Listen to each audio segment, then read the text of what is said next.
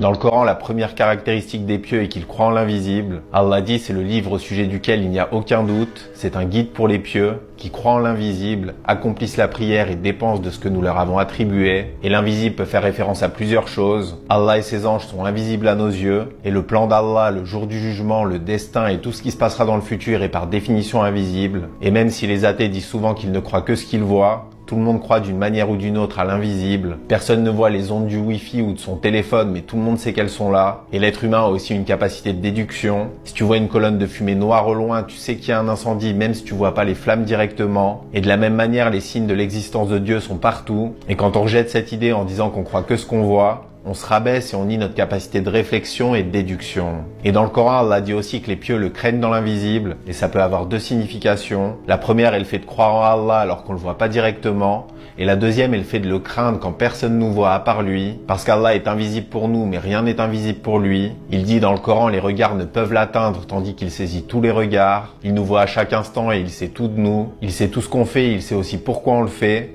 Et il connaît aussi ce qu'on pense et ce qu'on cache. Et cette connaissance totale peut faire peur parce qu'on a tous des choses dont on est peu fiers.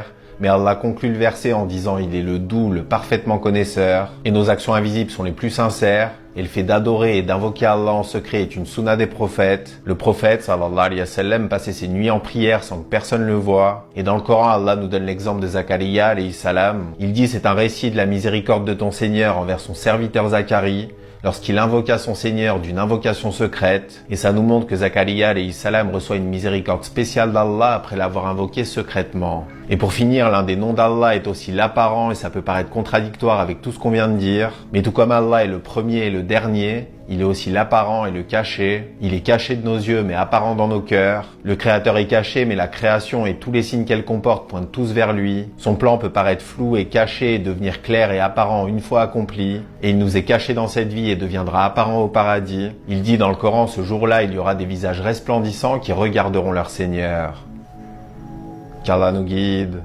Salam alaikum wa rahmatullah.